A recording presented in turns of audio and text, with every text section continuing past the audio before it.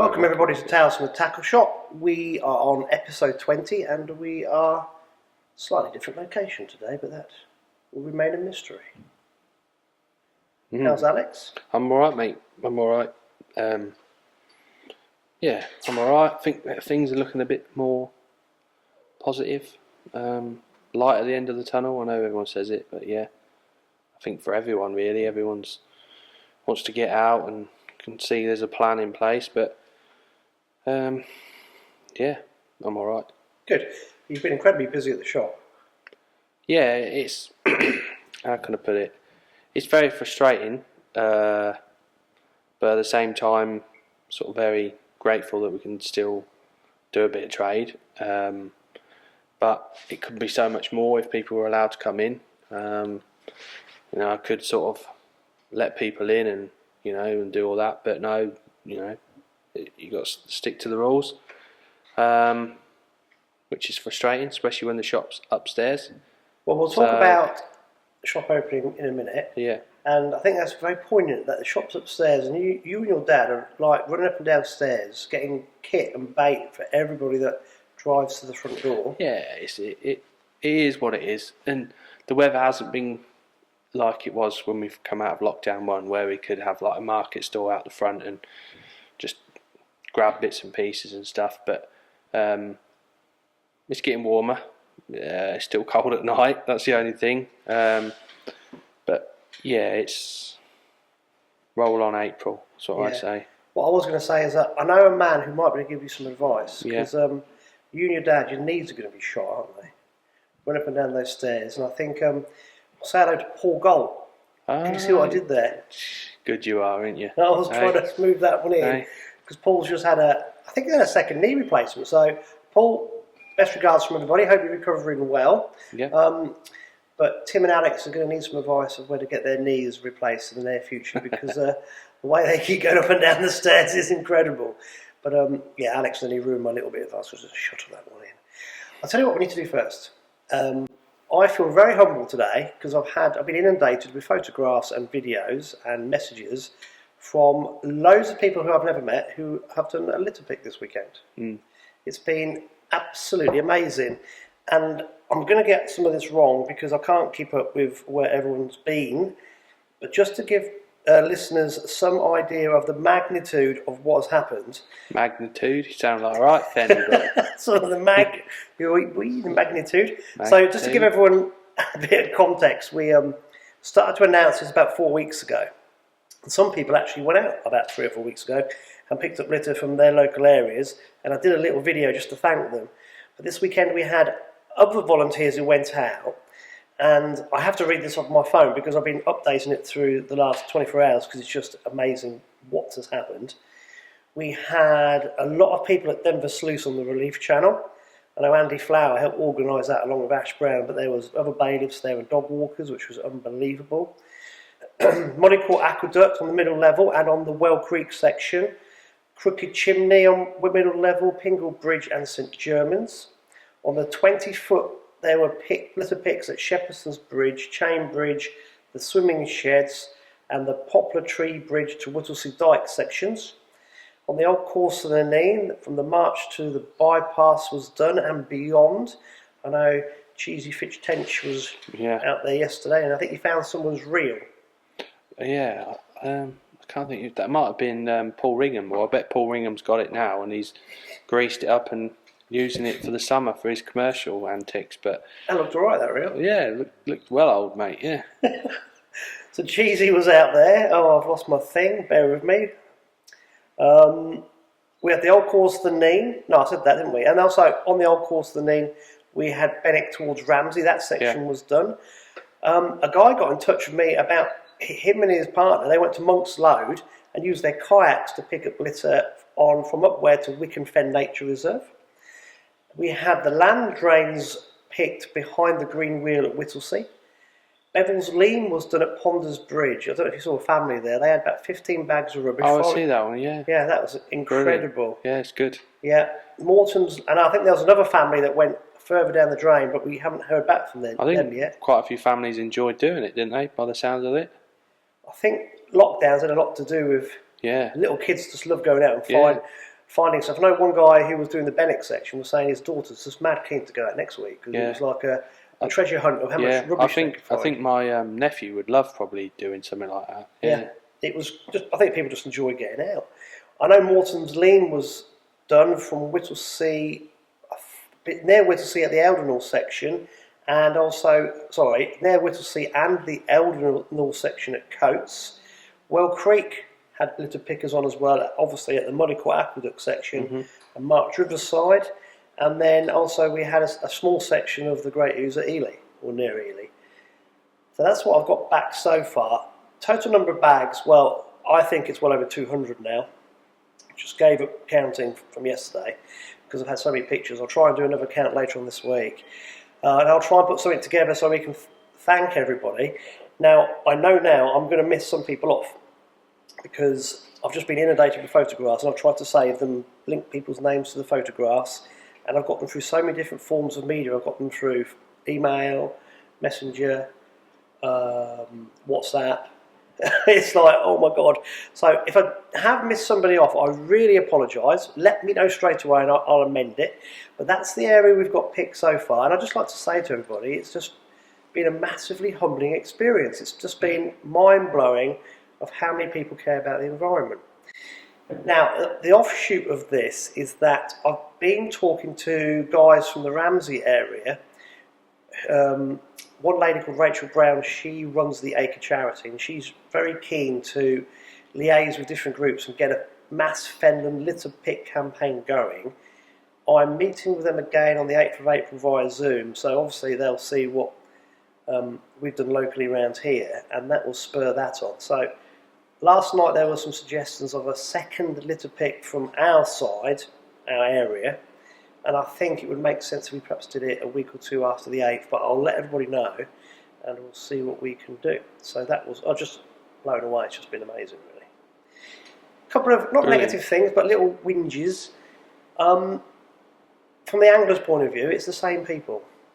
Ash Brown, Tony Jakes, Cheesy Fish Tench, you know, John Watson, all the same people. About John Abbott, who used to be Secretary of Marchand District, plus some other old guys who always do the litter picks. Yeah. We need everyone to help. And where are the 20-year-olds and things? This is a bit worrying. I know some of you guys listen because you stopped me at the Surgery Bridge in March and tell me you listen to the podcast, which is lovely, because I used to teach a lot of you. But we need you guys to kind of eventually take over when we're all old and crumbly. So we need the 20-year-olds and things to kind of get on board with the scheme as well. So it's open to everybody. It's a bit difficult with the COVID because obviously we don't meet, we just go and do it centrally. It doesn't really affect it. It really, when thinking about it, it's only the group of you, in large group, doing a little pick, but to actually stop you personally or your family taking your dog for a walk, take a bag for your dog mess or whatever, just take a black bin bag and on your usual walk, I'm sure you'll fill a bag up. Exactly, I think that's the way it is. And you've done your bit then, haven't you? Yeah, we don't need a big group campaign. No. We just get out there and do it. And little kids, like you said, Alex, they love things like this. What's this? Yeah, just put that in the bag, mate. Yeah. Look at that, a Fanta bottle. I've never seen a Fanta bottle before either. Well, you could turn it into a story. It's a good one, isn't it? Yeah. With the rubbish you find, you've got to create a story when you get home. Yeah, exactly. Yeah, but everyone that took part, and the guys that took part recently before that as well, because quite a few people did litter picks prior. Just very humble, brilliant. Thank you very much. And you are kind of like the catalyst for other groups doing something similar in the Fenland as well. So it's really good. It's only good for angling as well, isn't it? You know, if people see, local council see that anglers are all on board and they can. Don't get me wrong, some anglers aren't anglers, as we say, and they do deliberately leave rubbish and stuff like that. But I think we just sort of have to be anglers rather than, well, it's not my rubbish, I'm taking it, type of thing. I think that's good. Right. It doesn't matter. We could argue all day whose rubbish it is. Exactly. Yeah. It doesn't matter, does it? No. It's plastic. It's not going to biodegrade. No. And if it's left, it's just going to get worse and worse. And I think we were having this discussion earlier. As an angler, hand on heart, I have never not dropped any litter because the wind would have blown something out of my hands, something out of my lunchbox, dropped something by complete accident. So I think the mentality now for anglers is, okay, we must have dropped something somewhere, but let's pick up 10, 15, 100 times more than we think we've dropped. So whenever you go fishing, just take a bin liner. I know it's not yours, pick it up, put it in your recycle bin, put it in your household waste bin. Definitely. Just take it. Yeah. Right, so that's brilliant, and obviously we did it under the Fenland Guardian scheme banner, so that scheme's been really well promoted. And I tell you what's the last thing I must mention, Alex, is a number of dog walkers, bird watchers, environmentalists who are now joining the scheme, and that's breaking down those silly little political barriers that build up over time. So I know on some of the King's Lynn waters, and I'm sure Ash won't mind me saying this, sometimes there's been a bit of the dog walkers and the horse riders and the anglers, but now it's kind of broken down those barriers. And it's our environment. It's everyone's, isn't it? It's not one group. Like we were saying earlier, I think they need to realise that it's not all anglers that leave rubbish. There's certain individuals that will always do that because that's the way they are. But in general, anglers ain't like that at all, it gives the bad impression on the rest of us, doesn't it? Well, a real angler wants to sit there in complete isolation with hearing the birds, watching the wildlife, just enjoying the environment, and not tell anyone they catch anything. That's pike anglers. Oh, sorry. Or maybe just me, because I think a lot of pike anglers now do this and go, look, I've had a 5-pounder. Or I've seen some very pictures with their living room. They must have a pond in their house or something like that. I think they're brilliant, which I think is good.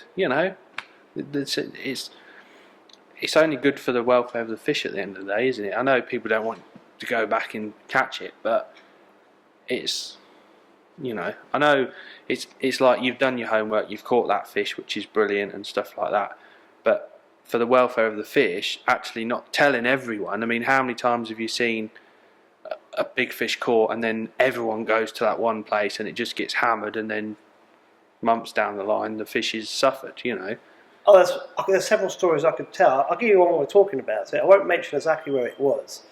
I've seen a picture, and people who are listening to this will know exactly what I'm talking about, because one or two of them one of them in particular sent me the pictures. A beautiful 22-pound pike, caught in November, pristine. End of January, because it had been harassed is probably the right word, by other anglers. It was covered in red sores, red marks. It wasn't going to move from where it was because there was a big bait source there. And anglers were just trying to get repeat captures with it in the end. And to me, that's just... That's not angling. Yeah, it's a bit like completed it, mate, innit? Move on to your next one. Yeah. But, I don't know what's gone wrong there. Oh, well, we've just lost the GoPro. Yeah. 1 minute!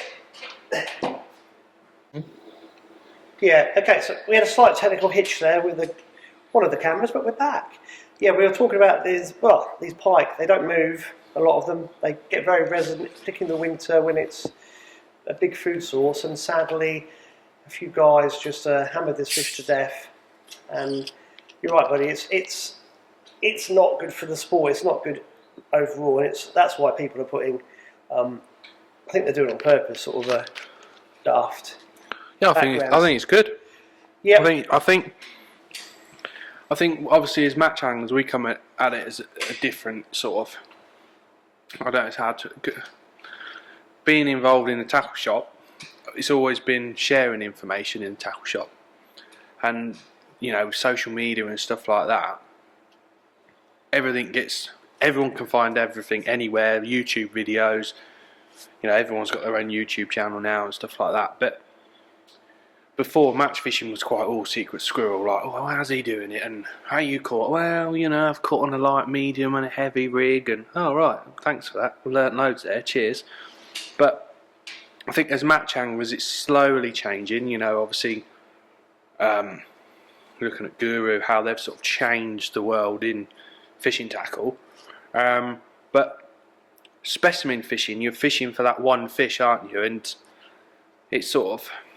When you're match fishing, you're fishing in an environment where there's lots of fish and you're looking to catch the next one, whereas specimen fishing, you're targeting that one fish, and then it's like that one fish gets sort of, hammered, doesn't it? Yeah. So I can understand that in that sense, but as in match fishing, it's all about winning and showing how you've done, and that's part of match fishing.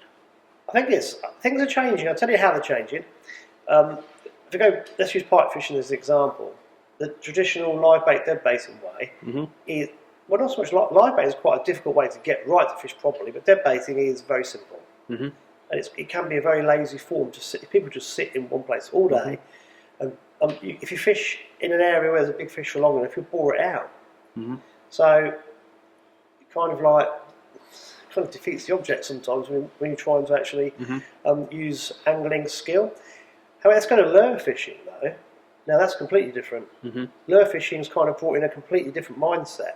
So if you look abroad, look at America, Scandinavia, they don't mind sharing. They're not going to share locations still, but they're a bit more open because there's a big difference in the quality of angler. A really good lure angler will catch a lot of fish regularly, whereas someone who just goes lure fishing will get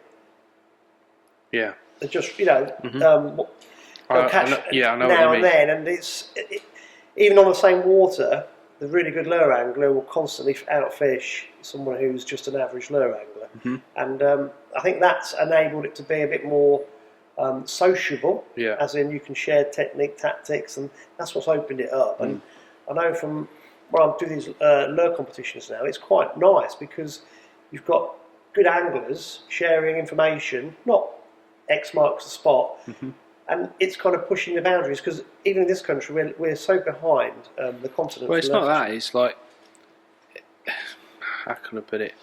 Is say you've done well at a match or whatever, people want to ask you questions, but then it sort of works both ways. If they start doing really well, you're then in a position like sort of, I've shared everything I've learnt with you. Some people are very bounce back off each other, and some people just want to know everything what you've done. But when it comes to asking them, that's Tom Hunt is really good at this. What giving information. Brilliant. And Kev Cox, and I say to them, why are you so open and honest? And they both say that Kev and Tom are very similar personalities. These are the guys who we had on the podcast in September, and Tom was on before Christmas. And Tom gives a very good analogy. He says that I don't want to be that guy who's really good but grumpy and people stop talking to him. He said, I want to be the guy who is really good, but is really good even though he shares lots of information, because it pushes him to be better. Yeah, that's the other thing. There's so many anglers that have their own way of doing it. There's some anglers that, I don't know, they're probably that good. They don't even need to ask you how you've caught, if you know what I mean. And those anglers may be seen as, I don't know, he's a bit miserable, but they're probably that good. They don't need to ask you the questions, whereas some people need to ask, how have you got on, mate? How have you done this? Blah blah blah. Everyone has their own ways of doing it, don't they? But also, if you've got two really good anglers together and they start talking about a technique or a tactic that they're looking at, hello mate, just drop it there. Cheers. They can push each other further because they're really talking about something that's quite technical, and it's about taking it to the next level, which makes you an even better angler. So I think sharing this information at every level is important. But at the top level, it's really important. How else do you keep nudging up? Well, that's it. That's why team fishing was always the best way to learn. Nowadays, like I say, social media, you can learn anything you want. You flick YouTube on, and there's a video for everything, isn't there? Oh, I've met some instant experts. Oh, there's plenty of them. Don't worry about that. But it's just the way I see it is sharing information is brilliant. People say, don't tell people too much. Well, you don't fish like I fish. He doesn't fish like I fish. I don't fish like him. He don't fish like him. It doesn't. You can tell them how you fish, but doesn't mean they're going to go and do it exactly what you did. I mean, the key thing with fishing is you can have the right setup and stuff like that, but at the end of the day, you're fishing against the fish, not against the anglers around you. Almost, that's who you're fishing against. And I think some people get a bit carried away. I mean, you're catching, heads are turned, and then you start panicking, stuff like that. But for me, you can tell someone exactly how to do it, but they don't do it exactly the same. No, and particularly in competition where you've got the added pressure of time, you then got to add it in with a very clear game plan, and then sometimes you have to throw that out the window and stick to the other thing as well. Someone said, "Oh, they come in and ask so and so, and how do I fish it? Well, you need to do this, and this is how they've been catching, mate. Blah blah blah." But then at the end of the match, you might have caught something different. They go, "Well, you told me to do it like that." Well, yeah, but it didn't work today. Do you know what I mean? And they're like, but it's not script. It's not. It's not. You don't feed 6 maggots every chuck and then lift and drop every 30 seconds. And then if you don't, then you come back. It's not like regimental. You just naturally fish at the end of the day, don't you? And some people can naturally fish, and some people can't naturally fish and find it a bit difficult. I'll give you a classic example. Dead bait for pike. Simplest method ever. I had a half decent fish. I hooked it in my net, and what I did before I did anything else, I cast back out to the same area. I'm leapfrogging along a drain because I always do it on certain waters. Well, I do it all the time, at a matter of course. I actually had a fish probably on the drop that was nearly twice the size, which was a monster. Would I have caught it if I'd have waited 5 minutes? Maybe not. I don't know, but just things I've always done, which you pick up little things. So it would literally pull the line out of my fingers as I was just thinking that I've got another one. It was incredible. But sometimes, I think also in fishing, when you do these other little things that you just naturally have learnt to do, you kind of get lucky with it, don't you? Because you try a bit harder. Yeah. I always think the harder you try, the luckier you get. Yeah, make your own luck. Yeah. This is really good because we could talk about this for ages. We will in the future, because I think over the next few weeks we're going to look at different forms of commercial fishing. Out season. Oh, I'm going to go turn the boiler up.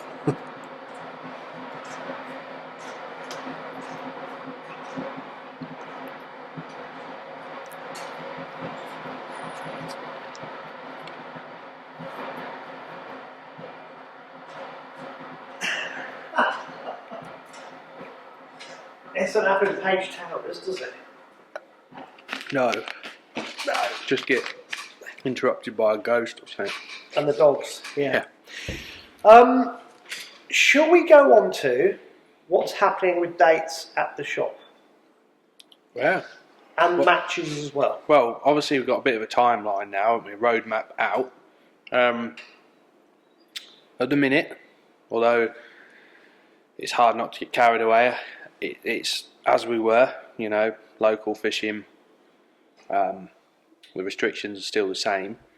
As from Monday the 29th, the Angling Trust have released that fishing and night fishing is a go ahead, which is brilliant. So that means that the match anglers that have been hiding all winter will reappear, which is good. Yeah. So make sure you check your keep nets and landing nets and stuff like that. That's, have holes in it all sorts. Well, the mice are going to be busy, I'm telling you. It's been a coldish winter as well. Are you doing a kit deal at the minute on landing nets? Well, there's always a deal about, isn't there? And so yeah, it's time of year now. It's spring. The fish are starting to move. The lake's got more colour in it, and the Angling Trust have obviously released the Fishermania dates. Match this have released theirs. It's sort of all the match anglers have all got an urgency, so that's brilliant. But obviously the problem is people can't come in the shop. So it's people like to look. When you go in a tackle shop, you want to look at everything, don't you? And at the minute it's hard.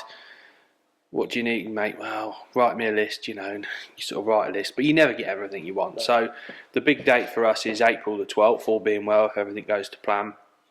Customers can come back into the shop. What are you and your dad going to do? Are you going to have hammocks and just lie there and go, help yourself? yeah.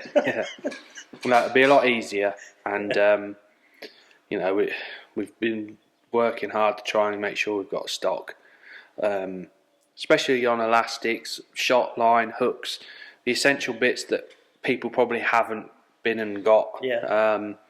And especially with the time of year, the fishing's on the change. It's gone from sort of winter to spring, and within a few months it'll go to summer bagging mode, and it's it's that time of year when everything kicks off. Obviously, it's close season as well, so a lot of anglers will be getting ready. You know, the hardcore river anglers will be getting ready for this June the 16th. Excuse me. So yeah, it's looking good. Can't wait. You've got some matches already lined up at Rookery that are getting booked up. Yes. So we're stuck to the usual calendar that we have. So Wednesdays is the old boys over 60s, which is always well attended all through the year. You know, through the lockdown, there's been quite a few of the local anglers fishing, you know, pleasure fishing, which has been great. So you see them, but a lot of them live a little bit further away, so they can now travel. And obviously they'll see a few changes and bits and bobs around the fishery. So that's on a Wednesday, £11 all in. It's a nice friendly match. You know, you're not fishing for a row of houses. Fish 10 till 4, so 6-hour match. Thursdays, so the first Thursday, which is the 1st of April, we've got 34, 35 booked in already for that, which for a midweek match is quite a lot. But I think the fact that that weekend is Easter weekend, a lot of people are booking the Thursday off, and that gives you Thursday, Friday, Saturday, Sunday, Monday off. So a bit of a break for people, and especially now the restrictions, well, when the restrictions are lifted, people look forward to that. Saturday is our annual open match. So we've got 3 lakes in, so we've got Crow, Raven and Magpie in the first one. So that's going to be interesting to see how Crow holds up against the other two. How's it been fishing? They're catching it. It's how can I put it? It's not been bagging, but it's still very cold, and because it's quite an open lake, I think the fish are responding more to waggler and feeder, which has been quite nice to see almost. Because obviously, you know, new fish, it's all about getting them in and big weights and stuff. But the reason why we dug it in that way was to try and make it a bit more of a feedery sort of lake. And I think when the wind is a bit strong, that feeder will come into play. And I think the fish they're catching on it are slightly bigger. So for the anglers that are fishing the matches, I think they've got to, you know, make the right call whether they're going to fish feeder or pole, and which is good. I think it's good. Gives more people a chance of winning. I think it'll be a bit peggy to start off with because they're new fish and all they're used to is following the wind. That means food. So I think whichever way the wind will be, there'll be more fish up one end or the other. It's I think a lot of people might say, oh, it's a bit barren, but it's a new lake. It's a new lake, yeah. It's going to take time. It does crack me up, you know. Why did you do it like that? Why did you do it like this and stuff like that? Well, you know, we haven't just not thought about it, you know. So yeah, I think that'll be a bit interesting, especially for the match anglers that haven't been for a while or haven't been and seen the lake. Be interesting to see how many natural venue anglers you have fish, because I think there'll be quite a few. I don't blame them because they haven't been able to match fish for months. No. It's been this time of year, a lot of them do cross over to commercial fishing anyway. You know, you've got anglers that just do commercial fishing that will fish all through the year on commercials, and then you've got anglers that probably fish commercials from, you know, middle of March all the way up until, I don't know, September time, when the natural venues start to fish really well, which can't fault them, to be honest. But then there's so much now. I mean, I was saying to someone the other day, top match anglers are so specialist now. There's so much for each individual. You know, obviously with commercial fishing, you've got Mavers, Maver Match This, golden rods, fishos, festivals every day of the week. You know, you could spend all week travelling around the country doing little festivals. Then you've got like your natural venue anglers that sort of do a bit of Ireland, Tamar, Bow Beach, them sort of venues, big expanses of water, catching quality fish, roach and hybrids and perch and skimmers and that sort of thing. And then you've got like your river anglers that fish the Trent. I think you can get a match on the Trent every day of the week when the season starts. So they're all awesome at all the different aspects, which is, it's hard. There is. These anglers are very good. If they wanted to do that, they'd switch from fishing the Trent to doing commercials. But you can't do everything now. Before, you could perhaps do a commercial match on a Saturday and go and do a river match. Because the standard of angling is so good now, you sort of have to commit to one. You know, like this year you might find anglers that say, right, I want to get in the Feeder Masters final because that's on this year. I want to get to Tamar and fish that. So they're all over the country fishing them. Then you get your river anglers that want to qualify for the Riverfest final on the Trent. It's mad. You know, there's so many good matches now. And thankfully with COVID and that, they're all safe. Personally, I think match fishing is safer than going pleasure fishing on commercials, to be honest, because it's organised, it's safer. You know, you don't. It just is safer. I totally agree with you. I just think it's a very controlled environment. Yeah. That's going back a few minutes. That's a question I was going to ask you. When you start the matches here at Rookery, is the restaurant still shut? Yeah. So I think the cafe can open to people to sit outside, a bit like the beer gardens from April the 12th as well. Okay. Yeah. I still don't think they're allowed inside. And then obviously at the minute it's all takeaway. So what will happen is when they drive round in the one-way system, we draw the peg out for them, pay the money. Do you want any breakfast? Yeah, I'll have a full English please. Becky, Claire, whoever, Fiona's in the cafe. Right, so-and-so's on peg 12 on Magpie. No, So that's amazing. So obviously off they go to the peg, start setting up, and then they do their very best to get it to them as quick as they can. Obviously there's a lot of orders and they've got to wait for anglers to come in and different bobs. The last thing you want is to do a lake and then there's three anglers come in that have drawn on Magpie that want a breakfast. So it is a bit of a nightmare, but it's the best way of doing it, to be honest, safest way. It's armchair match fishing, isn't it? Yeah. It is. It's brilliant, and you know we're trying to make everyone feel safe. And it's same with the pleasure anglers. You know, that at the minute they're going round taking orders and bringing them to the peg. Like this weekend, we were very busy, and it just takes extra long to do everything. So you go around one lake, take the orders, and you know you're getting people going, "Oh, I ordered a sandwich about 40 minutes ago." It's like, yeah, we know, mate. We've got 85 people to get round. You know, you just stay there, and then all of a sudden people start getting a bit agitated, and they start coming up to the door, and they're like, "Oh, I've ordered. Can I order?" And you're like, "Look, just hang on, mate."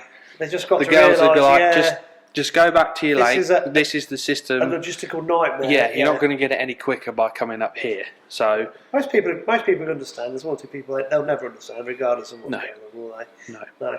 All right, I'll tell you what. You guys have organised it fantastically well at Rookery. It's brilliant.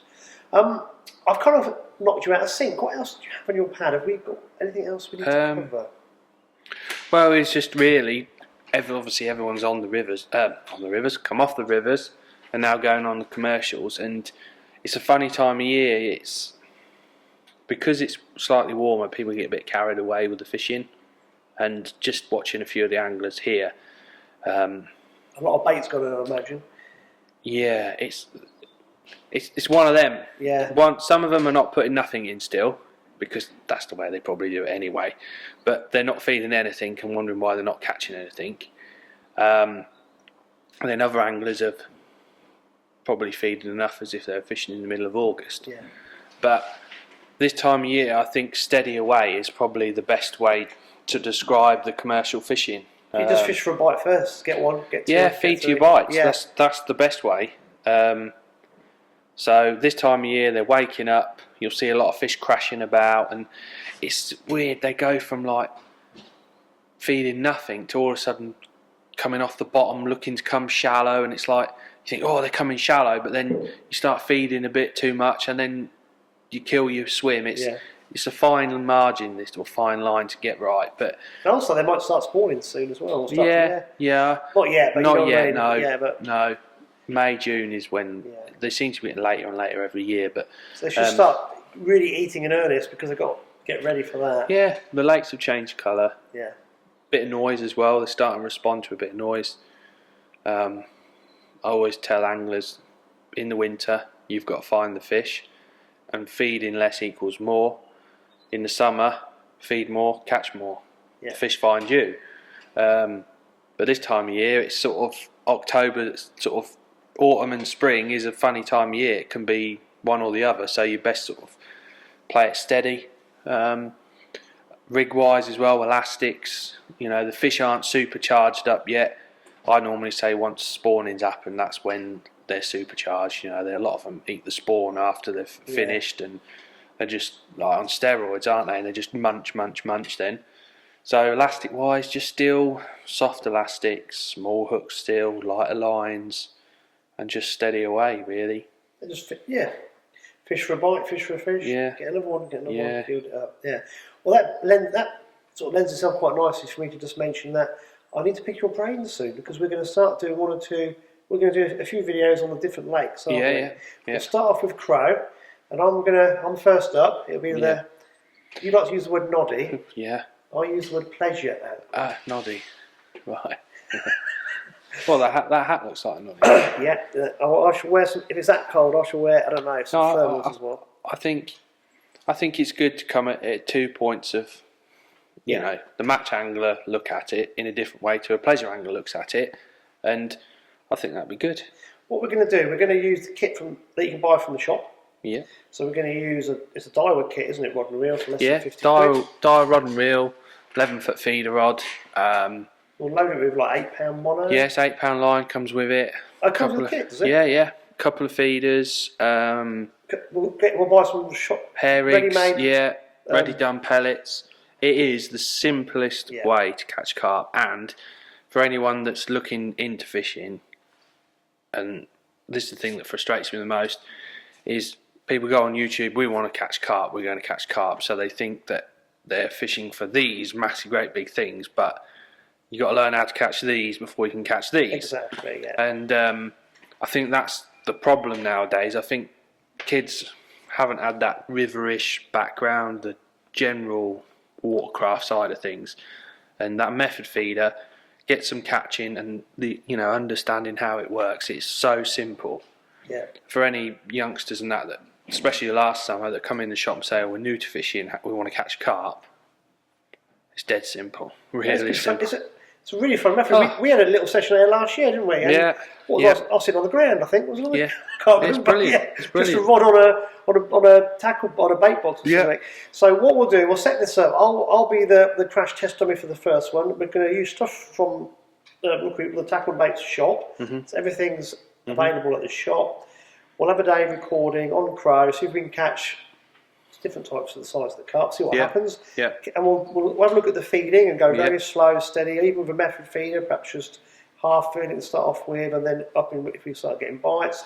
Looking at the accuracy of casting, we'll go over a few basic tips. We're going to aim it at beginners and people who just want to expand their basic knowledge within the sport. Just enjoy fishing, yeah. And you very generously, Alex, are going to give away the kit we're going to use as a prize, aren't you? Yeah. We're going to give us sort of a method feeder starter kit away. Yeah. And we'll obviously announce to people how they can enter the competition once we know what we're doing. Mm-hmm. Yeah. Definitely. So by the next podcast in a couple of weeks, we'll probably know where we are with that one. That's very kind of you to do that. But what we want to try and do this year is push the commercial side fishing a lot more, because we've missed a lot of fishing because of COVID and the matches haven't been allowed to happen. But one of the things we really want to do, which goes back to the litter pick little whinge that I had, we want to get youngsters more involved, don't we? Yeah. This is the future for the sport. We need to get the teenagers involved, the early 20s, mid 20 type age anglers, and just get them to sort of fish more. It's how can I put it? They can watch a YouTube video and do this, and they need that hook and this and blah blah blah. But people are coming in. I need some more hooks, and you think, well, they bought a pack last time they were here. Then later on in the day, they go, I need some more hooks, and you're thinking, something's not right here, and it's just a simple knot. Do you know what I mean? Or their line's knackered, and just little basic things which make people catch fish, not losing them and stuff. Yeah, I took little Leighton on the decking. He's only 9. Yeah, I bought him a little. He wanted a pen rod. I bought him this little pen rod. The line's awful. I showed him a basic. I think it was a Paloma. I showed him a Paloma Faith. Yeah. he cast out. This is ages ago, but no, I got it sorted. This was just before the close season. Off the deck, and second cast lost his little lure. So I said to him, "How did you lose that?" And he's great because he went, rather than go, "I don't know," he went, "Why not? I tied it wrong." So the 9-year-old can work it out. Yeah. You know, and then the others can as well. He just went, "Yeah, I forgot how to do it, and I didn't ask you, and I tied it wrong." And it fell off. And that's what happens, isn't it? It's getting the basics right. Yeah, but we should try and... I mean, I remember as a kid, my dad said, you're not allowed to go fishing on your own until you can tie a spade and hook by hand. And as soon as he said that, it was like, there you are, it's done. Do you know what I mean? And it's like, all right, okay, yeah. And even though it's probably the wrong way on the spade, but yeah, that's, you know, it's mad, isn't it? And the other thing, someone put something on March 3 discussion the other day about, does anyone know what this lake is? And I see it, and I knew straight away it was the old Braza pit, and that brings me back to when I was a kid. You know, every day was down there in school holidays. If we weren't over the field playing football, we was fishing. Me and a few mates, same 3 mates. But you know, it was brilliant. But I feel sorry a bit for the kids now because I don't think they would do that now. You know, we used to get on our bikes. No, I remember my dad saying, "Oh, we used to go everywhere on our bikes," but you did. We went on our bikes down to the lake, rod, reel, and maggots, and we used to catch tench, rudd. It was brilliant. But nowadays, that's been spoilt for the juniors. They can't really do that now because the fish are gone. Yeah. Do you know what I mean? The lake's still there, but the fish have gone, and I don't know. I thought, oh, yeah. For children, it needs to be accessible. Yeah. And it needs to be full of fish they catch, not get bored. Yeah. I was going to say safe, but I think we live in safest times ever. Well, yeah, but I don't know. They worry. If they fall in, they got to let them get out. Yeah. I mean, it's just you got.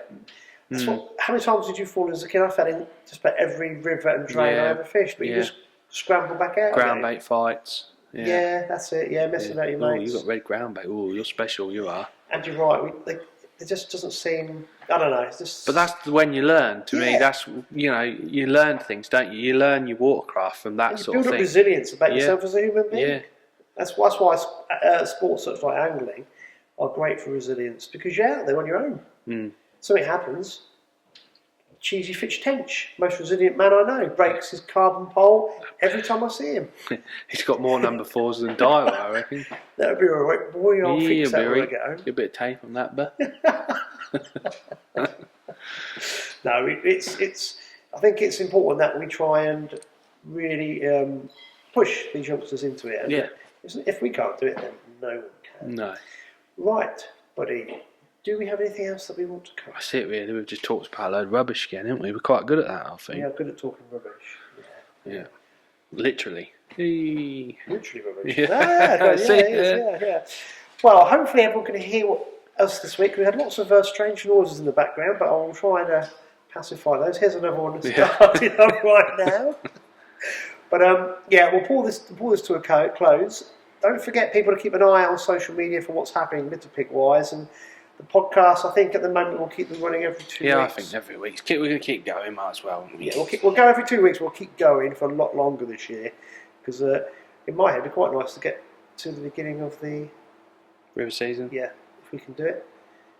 We're good at talking nonsense. We could perhaps talk nonsense for a few more months.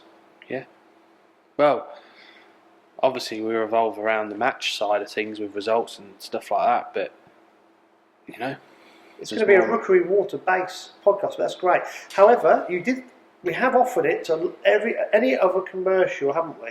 Yeah. If they get in contact with us and give us their results. Club matches, Ramsey club matches, we can start doing those. Trying to think of other clubs, really. There's loads of little clubs that fish the local commercial. But is that still going? Buttonhole. Yeah, they do open matches, yeah. So anyone out there, once we can start having matches again, just send them to myself or Alex, and we will publish results. There always used to be match results in the local paper, but doesn't seem to be anymore. Do you read the local paper? Don't get time, mate. To be honest, no, you wouldn't. I don't need to. I don't. It's like we were saying. I don't. If I want to find a match result, I go on Facebook and look it up, and it's there, isn't it? Everyone's got their own Facebook page, club, whatever, fishery.